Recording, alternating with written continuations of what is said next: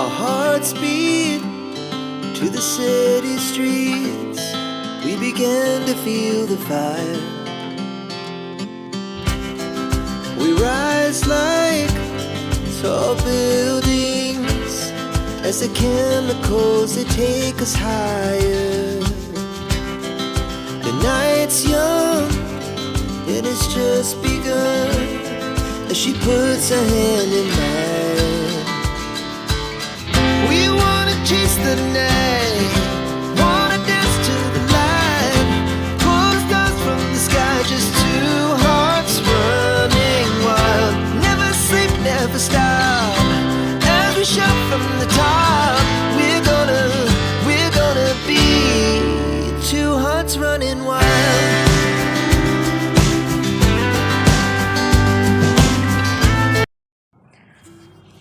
Good morning বন্ধুরা, সকলে কেমন আছো?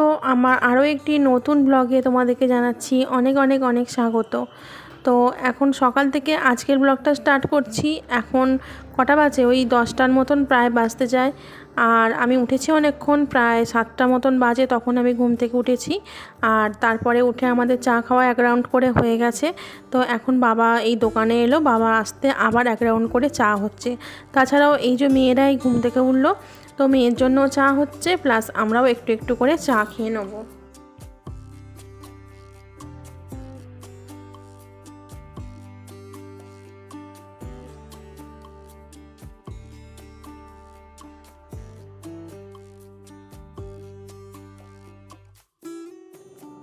সকালবেলার দিনটা শুরু হয় আমাদের সকলেরই চা খাওয়া দিয়ে।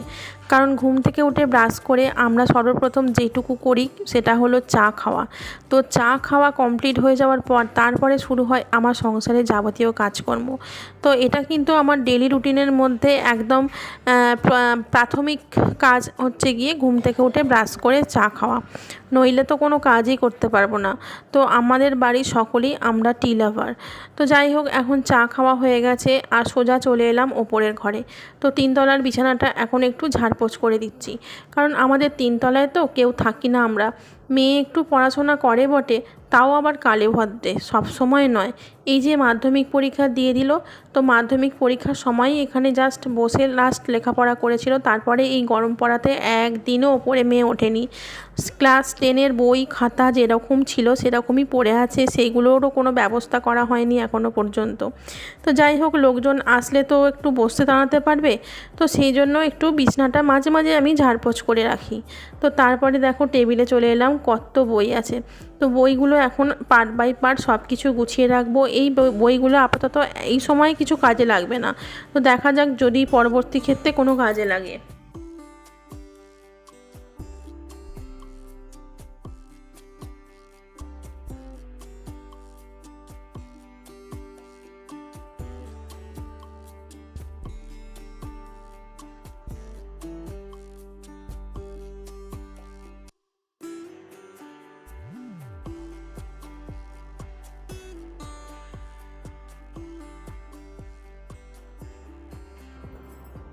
এই বইগুলো হচ্ছে যে গিয়ে ক্লাস 10-এর।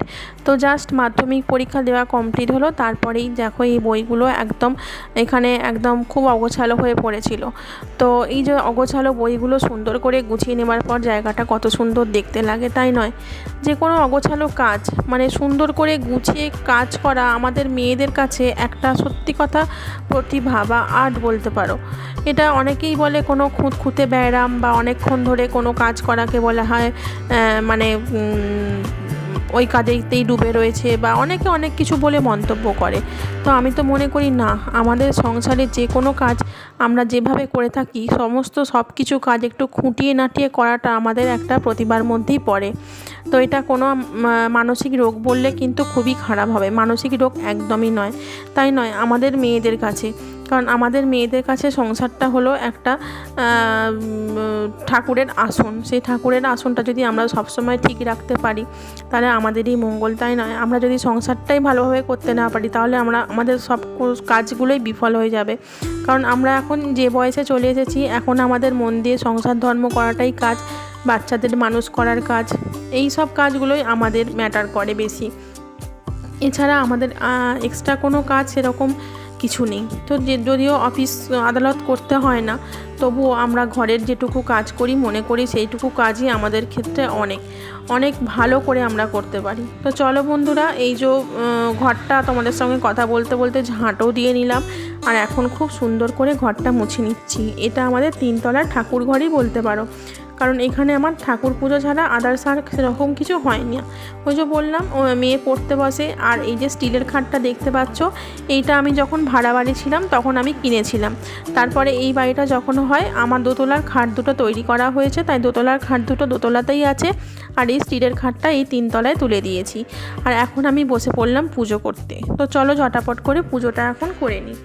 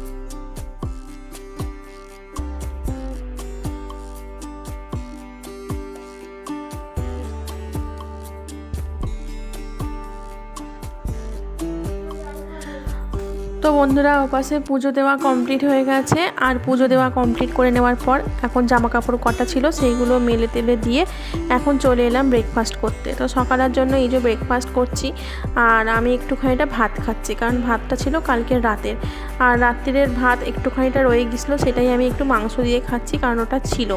আর ওরা ওপাশে সবাই মিলে ব্রেকফাস্ট করেছে ব্রেড টোস্ট। আর দেখো, তারপরে এই যে খাওয়া দাওয়ার চব্য মিটে যাওয়ার পর তারপরে চলে এলাম ফ্রিজ থেকে মাছটা বার করে নিলাম। মাছ আছে, মাছের মাথা আছে, এই সবগুলো সব কিছু বার করে ঠান্ডা ছাড়তে দিলাম। তারপরে চলে এলাম যে মাজা বাসনগুলো ছিল সেই মাজা বাসনগুলো একদম র্যাকের মধ্যে সুন্দর করে গুছিয়ে রাখতে। তো দেখো, পাই টু পাই মাজা বাসনগুলো র্যাকের মধ্যে সুন্দর করে গুছিয়ে রাখছি। প্রত্যেকটা কাজের মধ্যে যদি ডুবে গিয়ে একদম কাজ করা হয় না, সত্যি সেই কাজটা ভীষণই সুন্দর হয়। তাও আবার কাজের সঙ্গে যদি একটু এনার্জি থাকে, তা আবার দেখতে নেই, কাজ একদম ফুরফুরে হয়ে যায়, মন মেজাজ ভালো থাকে। ওই জন্যই সকালবেলা চাটা আমি খাই, যাতে প্রত্যেকটা কাজ আমি একদম খুব সুন্দরভাবে করতে পারি। তো দেখো, এপাশে আমার বাসনগুলো গুছিয়ে রাখা হয়ে গেল। আর আজকে রান্না করব দেখো পুঁই শাকের তরকারি, মানে চচ্চড়ি আর কি। তো কালকে সন্ধেবেলা বাজারে গিয়েছিলাম, বাজার থেকে আমি এনেছি নরম নরম পুঁই শাক, আর এনেছি একটু কুমড়ো, আর আগের দিনকার একটু পটল ছিল, পটলগুলো বাইরে বার করে নিলাম, কারণ পটলগুলো একটু ভাজা করে নেবো, তাহলে পটলগুলো নষ্ট হয়ে যাবে। তো যাই হোক, একটু পুঁই শাকের চচ্চড়ি করব। মাছের মাথাও কিনে এনেছিলাম কালকে রাত্রিবেলা, তো সেই মাছের মাথাটা যে ঠান্ডা ছাড়তে দিয়েছি, ধোবো একটু বাদে। আর তারপরে ডাল করব না, কারণ এই যে পুঁই শাক চচ্চড়ি করব, একটু আলু ভাজা হবে শেষের দিকে, আর একটু মাছের ঝাল করব। রুই মাছই আছে, তো রুই মাছটার ঝাল করব, পেঁয়াজ টমেটো এইসব দিয়ে মাছের ঝাল করব। আর এই দিয়ে আমাদের দুপুরের প্রত্যেকের খাওয়া হয়ে যাবে। তো দেখো, পুঁই শাকটা জলের ওপর ফেলে দিয়েছি, আর খুব সুন্দর করে পুঁই শাকটা জল থেকে ঝাড়িয়ে তুলে নিচ্ছি। তারপরে সবজিগুলো ধুয়ে নেবো একে একে, তারপরে মাছ ভালো করে ধুয়ে নুন হলুদ মাখাবো, ভাত বসাবো, প্রত্যেকটা কাজই তোমরা এখন দেখতে থাকো।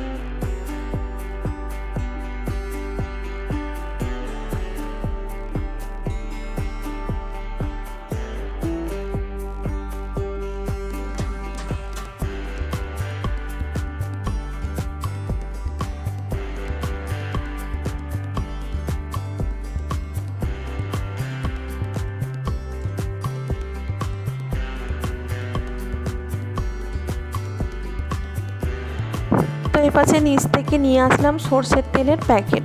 তো দেখলাম যে তেলটা একদম বাড়ন্ত হয়ে গিয়েছে, হয়তো একটু পড়ে আছে নিচের দিকে, কিন্তু সেটা দিয়ে তো রান্না হবে না। তো যার জন্য দোকান থেকে তেলটা নিয়ে চলে এলাম। আর এই যে 1 প্যাকেট তেল এখন দুটো জায়গায় ঢেলে রাখছি, কারণ একটা শিশিতে এখন ধরে না বলে দুটো জায়গায় করে ঢেলে ভাগ করে রাখছি। তো তারপরে হলুদটাও দেখলাম একদম শেষের দিকে, তো হলুদটাও নিয়ে এলাম। তো হলুদের প্যাকেটটা কেটে এখন হলুদের জায়গাতে হলুদটা আমি ঢেলে দিচ্ছি। তারপরে এই যে রান্না বসিয়ে দিলাম আর চটজলদি দেরি না করে। তো দেখো পটলটা এখানে তুলে দিলাম। তো পটলটা এখন ভাজা করব। নুন আর হলুদ দিয়ে দিচ্ছি পটলের মধ্যে। পটল ভাজাটা খেতে আমরা ভীষণই ভালোবাসি। বাচ্চারা কেউ খায় না, আমরা বড়রাই সব খাই। বাবাতে আমাতে খাবো পটল ভাজা। তো সেই জন্য 3টে না 4টে পটল ছিল, সেই 3টে-4টে পটলই কেটে একদম সুন্দর করে ভাজা করে নিচ্ছি। তো পটল ভাজার পর মাছগুলো ভেজে নেবো, তারপরে আমি শাকের তরকারিটা একদম শেষকালে করব। তো তারপরে ওই পাশে রান্না চাপিয়ে দেওয়ার পর চলে এলাম সংসারের কাজে। তো এইভাবেই আমি প্রত্যেক দিন করে থাকি, জানো তো। এক পাশে রান্না করতে থাকি, এক পাশে সংসারের কাজ করতে থাকি, মানে একদম এইভাবেই আমার মানে রান্না হয়, প্লাস বিছানা তোলা, ঘর ঝাঁট দেওয়া, ঘর মোছা, মানে যতটুকু কাজ থাকে প্রায় বেশিরভাগ সময় আমি এভাবেই করে থাকি। কারণ আগে ঘরদালান মুছে আমি ঝাঁট দিয়ে ঘরদালান মুছে তারপরে শেষে রান্না করি না। এই রান্না করতে করতেই এক হাতেই কাজ হয়ে যায়। খুব একটা তো বড় জায়গা নয়, তো সেই জন্য। আর নিচের দোকানের সকালবেলার বাসি কাজ তো একদম ওটা ঘুম থেকে উঠেই হয়ে যায়। আর পুজো করতে গিয়ে ঠাকুর ঘরের কাজ কমপ্লিট হয়ে যায়, আর মাঝের ঘরটা হচ্ছে রান্না করতে গিয়ে কমপ্লিট হয়ে যায়। এরমভাবেই আমি কাজগুলো পার্ট বাই পার্ট করে থাকি।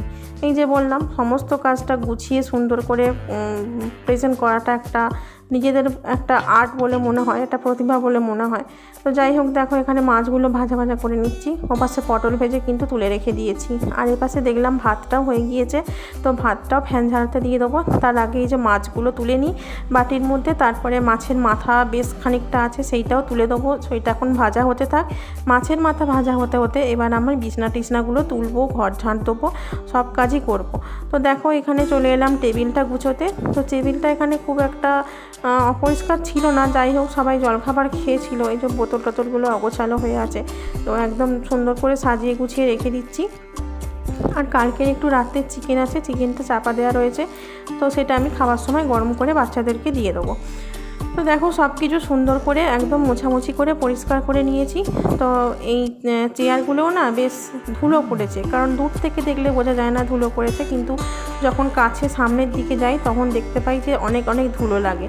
তো সেই জন্য একদম চেয়ার টেবিলের পায়া সব কিছু সুন্দর করে মুছে একদম যত্ন সহকারে রেখে দিচ্ছি। কারণ ধুলো ময়লা পড়লে দেখবে একটা আমাদের মানে বাস্তব জীবনের সঙ্গে একটা খুব মিল আমি খুঁজে পাই। যে জিনিসে বেশি ধুলো পড়ে আমাদের জীবনে যখন কোনো কাজ করতে যাব, সেই কাজগুলো যেমন ছট করে হয় না, মানে পজিটিভিটি থাকে না আর কি, কাজের মধ্যে নেগেটিভিটি চলে আসে। তাই জন্য একদম ঘরের জিনিসপত্রের ধুলো ময়লা আবর্জনা এগুলো সবসময় একদম বসতে দিতে নেই, পরিষ্কার করে ফেলতে হয়। যখনই কোনো জিনিসে ধুলো ময়লা জমে সঙ্গে সঙ্গে পরিষ্কার করে ফেলতে হয়, মানে ওইগুলো রাখতে নেই আর কি। খুব নেগেটিভিটির ছড়ায় এগুলো, একদম বাজে খারাপ জিনিস এগুলো। তো যাই হোক, এখন ওই টেবিল চেয়ার সব কিছু গুছিয়ে পরিষ্কার করা হয়ে গেছে। এখন কিছু জামা কাপড় আছে, সেইগুলো আলনাতে ভাঁজ করে রেখে দিচ্ছি। এগুলো রেগুলার পরার জামা কাপড়। তো তারপরে এই বিছানাটাও তুলে নেবো সুন্দর করে। তো চলো বন্ধুরা, এই বিছানাপত্র তুলি, তোমরা একটু দেখতে থাকো।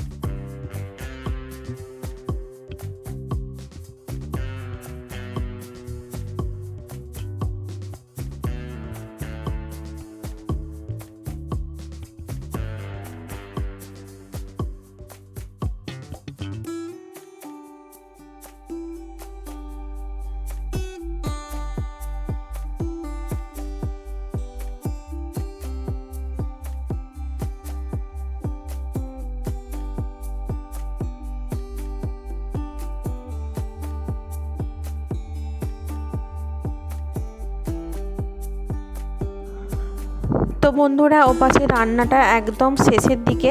তো পুঁই শাকের চচ্চড়িটা তো বসিয়ে দিলাম, দেখতে পেলে সমস্ত সবজি নাড়া করে মানে ভেজে মাছের মাথাটাও দিয়ে দিয়েছি ওর মধ্যে, আর যা কিছু মশলাপাতি দরকার সব কিছু দিয়েছি। তো মশলাপাতি বলতে আমি চচ্চড়িতে অন্য কোনো মশলা দিই না, লঙ্কা হলুদ ছাড়া অন্য কিছু দিই না, কারণ ফোড়নে শুকনো লঙ্কা দিয়েছি, 5 ফোড়ন তেজপাতা এগুলো সব ফোড়নে গেছে, তাই সেই জন্য শুধু হলুদ গুঁড়োটাই দিলাম। আর নুন মিষ্টিটা তো দিতেই হবে শাকের চচ্চড়িতে, তাই নয়? আর আমি একটু বেশি করে পেঁয়াজ দিয়ে দিই যাতে খেতে একটু টেস্টটা ভালো হয়। তো যাই হোক, ওপাশে তরকারিটা বসিয়ে দিলাম, ও একটু হতে থাক, আর আমি এই পাশে ঘরটা সুন্দর করে একদম ঝাঁট দিয়ে দিচ্ছি। তো দেখো ঘরটা এখন ঝাঁট দেওয়া হয়ে গেলে আর কাজ কিছু নেই, শুধু গ্যাস মুছবো, রান্না হয়ে গেলে একেবারে গ্যাসটা মুছে নিয়ে তারপরে ঘরটা মুছবো, কারণ ঝাঁটটা দিয়ে আমাকে একটুক্ষণ বসে থাকতে হবে। আমার সমস্ত কাজ কমপ্লিট বন্ধুরা। তো রান্নাপাতিও একদম গুছিয়ে সুন্দর করে টেবিলে রেখে এসেছি, কিছু রান্না এখানে আছে, কিছু রান্না আবার টেবিলে ঘরে রেখে এসেছি। তো তারপরে এই যে চলে এলাম গ্যাসটা সুন্দর করে মুছে নিতে। তো দেখো এখানে ন্যাকড়াটা দিয়ে খুব সুন্দর করে গ্যাসটা মুছে নিচ্ছি এপাশে, আর ঘরটাও মুছে তারপরে আমি কিন্তু স্নানে যাব। আর সকালবেলা আমার এক চোট গা ধোয়া হয়ে গিয়েছে, এই যে পুজো থাকে বলে, রান্না থাকে বলে আমি গাটা ধুয়ে নিই, কিন্তু মাথাতে আজকে ভিজোইনি। তো এই যে চান করতে যাব এখন, চান করে এসে তারপরে খেতে বসলে একটু অন্যরকম শান্তি হয়। ঠিক আছে, রান্না করে চান করে আসলে একটু অন্যরকম শান্তি হয়, আবার চান করে সংসারের রান্না করলে সেটাও আবার একটা অন্যরকম শান্তি হয়। তো তাই না, দুটোই ভালো লাগে। তো যাই হোক চলো, এখন এই যে মোছা কমপ্লিট গ্যাসটা, তো তারপরে চলে এসেছি ঘর মুছতে। আর এপাশে আকাশে করেছে প্রচুর মেঘ, তোমাদেরকে কি বলবো, দেখো এখন ঘরটা একটু অন্ধকার লাগছে, কারণ গোটা মেঘে একদম কালো হয়ে গেছে। এক্ষুনি খবরে বললো প্রচুর ঝড় বৃষ্টি হবে, আপনারা কেউ বাড়ি থেকে বেরোবেন না। তো যাই হোক, তাড়াহুড়ো করে স্নান করে এসে এখন খেতে বসে গেছি, আর রান্নাগুলো তোমাদের সঙ্গে শেয়ার করে নিই চলো। তো দেখো এই যে ক্যামেরাটা একটু কালচে লাগছে, পুঁই শাক চচ্চড়ি, মাছের ঝাল, পটল ভাজা আর কালকের চিকেনটা গরম করে নিয়েছি। তো চলো বন্ধুরা, আজকের মতো টাটা, দেখা হচ্ছে আগামী